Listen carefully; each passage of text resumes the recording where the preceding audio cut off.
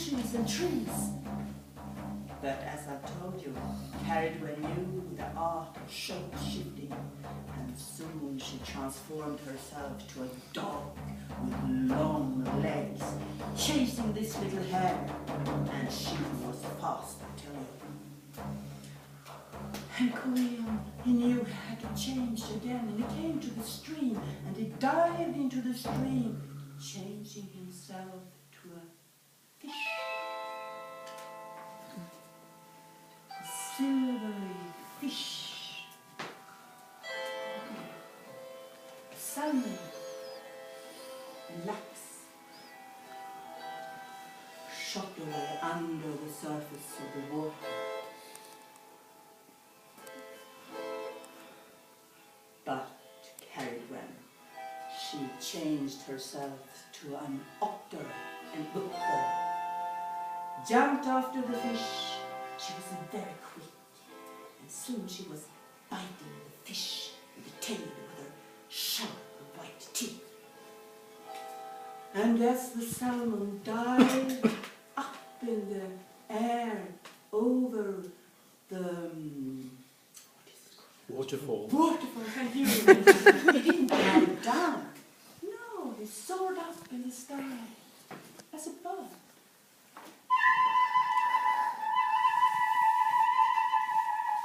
A small bird, a wren in Gärdsmyr, who flew away as quick as it could.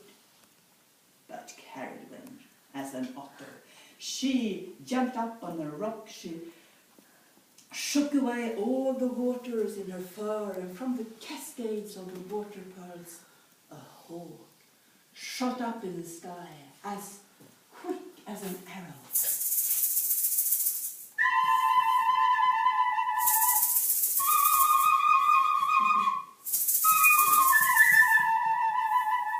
Oh, that little wren, it really tried.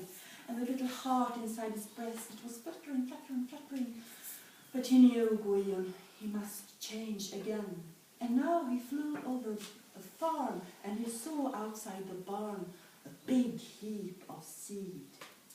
And then he just let himself fall, so feathers and dew just waved away from him. And he landed as a little hard grain of corn in the heap. Well, the hawk up in the sky just dived down and landed as a big, fat, black hen with a big red crest, and she was scratching, looking, and picking, and then she found that grain of corn, which she put in a big, swallowed, and was pretty pleased with her revenge. She had eaten up Guyon, and she became herself again, a woman, went home thinking about a new plan, how to help her son for a future. Well, after a while, she felt inside her as a little wing was trembling inside her. And after a while it was like a little fish was jumping in a pond. And after a longer while it was like a hare was drumming or beating her belly from the inside. She was pregnant. This is a mystery.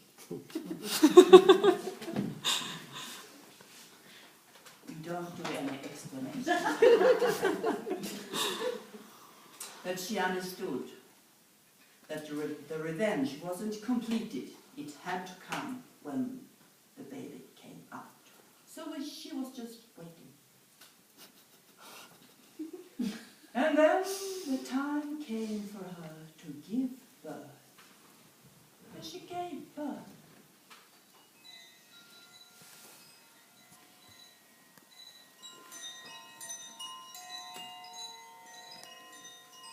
To a little baby boy with shining eyes like stars, with a round, clear forehead. He was wonderful. She couldn't do what she had planned to do. She couldn't let someone else do the dirty work. No. She took the little baby, put it in a leather bag, took a rope, closed the bag, carried the bag to the river, and she let the river take the bag. And the bag was floating away on the surface of the river.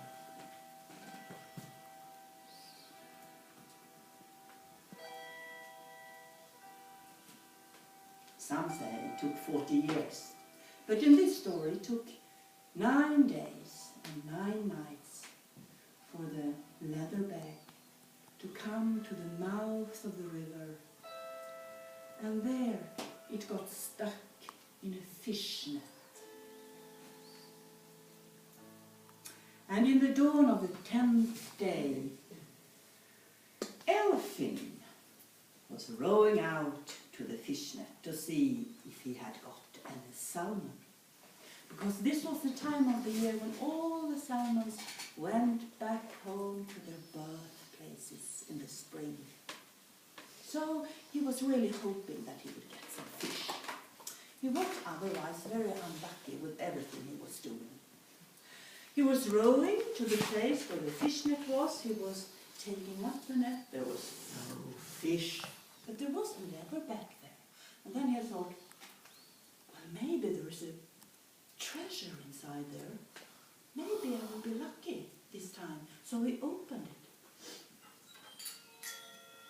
It was streaming light from it, and he opened it wider. A little boy looked up on him. Taliesin! Elfin exclaimed. That means radiant brow, strålande ämne, strålande panna. And the little baby boy said, Taliesin am I. But Elfin, he began to cry, sobbing, crying. And the little baby boy, he grew up to the age of about 2-3 years, and he said, what ails you, Elfin? I'm always unlucky. When I ride the horse, I fall off. If I shoot an arrow, it breaks. If I caught the girl, she just laughs to me, and when I try to get fish, I get you. Well, Elfin, don't be sad. Listen, said Taliesin, who now was about 7 years old, and he sang his first poem to Elfin.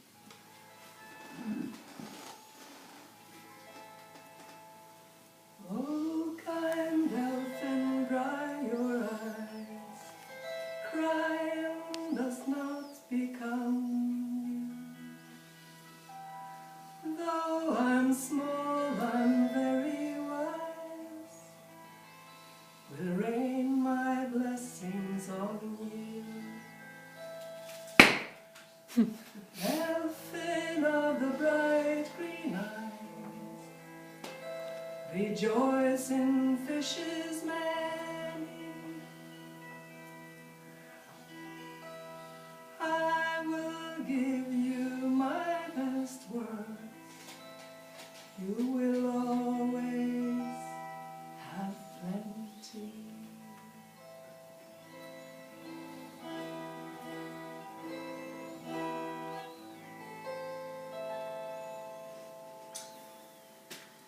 Elfin was consoled, and suddenly he felt light and happy. And he rowed back to land, and he brought the little boy with him, and he went into the chieftain's hall, and the chieftain sat there, and he said, well, Elfin, did you get any salmon in your net? No, something which is much better, Elfin said. Oh, what could be better than salmon? He put the boy on the table, and he said, a poet! young boy, he continued to make poems. And from that day, Elfin's unluck was changed to luck. And he made many poems and songs, which we still can read, which are gathered in one of the 4 ancient books of Wales, Taliesin's book. And now when he stood there in front of the chieftain, he sang about his origin, and maybe it sounded like this. Och jag är vinden, och jag är regnet, och jag är jorden, och jag är solen, och jag är vinden, och jag är regnet, jag är jorden, jag är solen, och jag är vinden, och jag är regnet, jag är jorden, och jag är solen, och jag är vinden, och jag är regnet, och jag är jorden, och jag är solen, och jag är vinden, och jag är regnet, och jag är jorden, och jag är solen, och jag är vinden, och jag är regnet, och jag är jorden, och jag är solen.